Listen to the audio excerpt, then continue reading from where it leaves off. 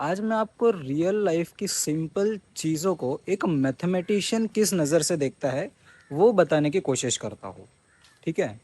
तो सिंपल सा हम लोग पढ़ते हैं, बचपन से हम लोग पढ़ते आ रहे हैं डिस्टेंस के बारे में। तो डिस्टेंस को नापने के लिए हमारे पास एक फॉर्मूला है। ठीक है।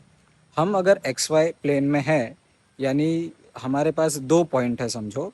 एक पॉइंट है तुम्हारा x1, x2, दूसरा पॉइंट है तुम्हारा y1, y2। और उन दोनों के बीच में अगर मुझे डिस्टेंस निकालना है तो वो एक स्ट्रेट लाइन होता है। और उसका हमारे पास फॉर्मूला है ऑलरेडी, जो कि है square root of x1 - y1 the whole square plus x2 - y2 the whole square.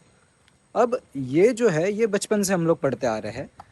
पर जब तुम मैट्रिक पढ़ते हो या मैट्रिक स्पेसेस पढ़ते हो, टोपोलॉजी पढ़ते हो, तो उसमें बहुत सारी चीज़ें तुमको नई नई समझ में आती है, या नई नई तुम रूबरू होते हो उन चीज़ों से। तो एक मैथमेटिशियन डिस्टेंस को कैसे देखता है। अब मैथमेटिशियंस ने क्या किया, उन्होंने एक डेफिनेशन बना दी कि भाई देखो, मैट्रिक स्पेस को डिफाइन करने के लिए हमको सबसे पहले मैट्रिक जानना पड़ेगा।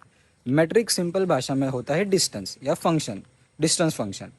तो उसको उस फंक्शन को डिफाइन करने के लिए उन्होंने चार प्रॉपर्टीज़ बताई।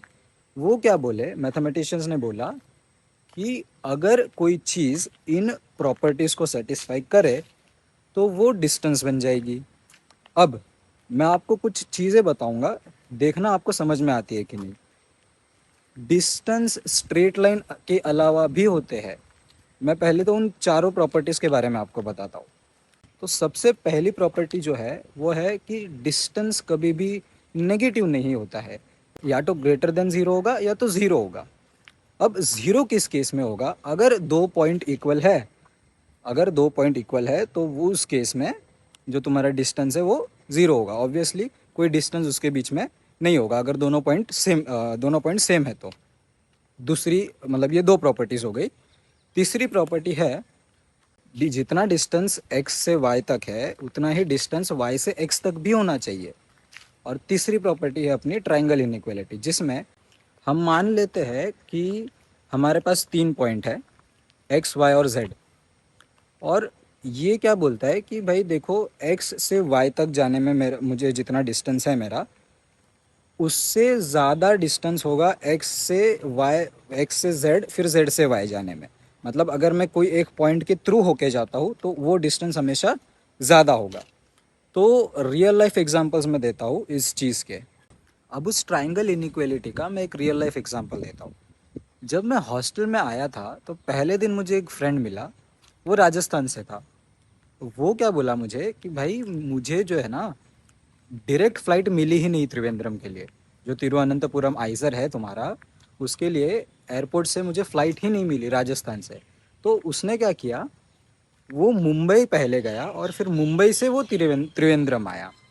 तो इस केस में हो क्या रहा है, जितना डिस्टेंस राजस्थान से त्रिवेंद्रम का है उससे ज़्यादा डिस्टेंस तुम्हारा राजस्थान से त्रिवेंद्रम वाया मुंबई का होगा।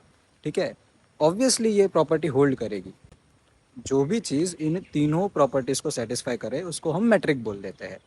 तो जब हम सरफेसेस की स्टडी करते हैं तो इसको जानना बहुत ज़रूरी होता है, क्योंकि हर जो चीज़ है, जैसे कंटिन्यूटी हो गई, डिफरेंशियबिलिटी हो गई, सारी की सारी चीज़ें इससे ही होकर गुजरेंगी, इस डिस्टेंस से ही होकर गुजरेंगी। तो अब मैं बता रहा था कि डिफरेंट टाइप्स के डिस्टेंस कैसे दिखते हैं। तो अब मैं बताता हूँ। सबसे पहले मैं डिस्क्रीट डिस्टेंस या डिस्क्रीट मैट्रिक्स की बात करना चाहूँगा। डिस्क्रीट मैट्रिक्स सीधा सा सिंपल सा रूल बोलता है कि अगर तुम्हारे दो पॉइंट सेम है, मतलब x इक्वल्स टू वाई है, तो डिस्टेंस होगा ज़ीरो। और अगर x is not equal to y, अगर कोई दूसरा डिस्टेंस मतलब दो पॉइंट अलग है, तो डिस्टेंस हम लोग लेंगे वन। ठीक है। अब ये रियल लाइफ वर्ल्ड में कहाँ पर यूज़ होता है, तुमने देखा होगा फेस रिकॉग्निशन टेक्नोलॉजी है हमारे पास। ठीक है। तो फेस रिकॉग्निशन टेक्नोलॉजी में क्या होता है, या तो तुम्हारा फेस जो है वो डिटेक्ट कर लेगा। अगर सब मैच हो गया, मतलब सारे पॉइंट्स एक दूसरे से मैच हो गए, x इक्वल्स टू वाई हो गया, तो क्या कर देगा, वो ज़ीरो मैट्रिक ले लेगा और कंप्यूटर को सिग्नल चले जाएगा कि खोल दो लॉक करके। और अगर मैच नहीं हुआ तो क्या होगा, वन आ जाएगा डिस्टेंस। तो मतलब क्या बोलेगा कंप्यूटर की मत खोलो, सिंपल सी बात है। ठीक है। तो ये हो गई डिस्क्रीट मैट्रिक्स। एक और मैट्रिक्स होती है जिसको बोलते हैं मैनहट्टन मैट्रिक्स या टैक्सी कैब मैट्रिक्स। उसमें क्या होता है कि किसी भी पॉइंट पे जाने के लिए तुमको तुमने चेस का रुक देखा है क्या?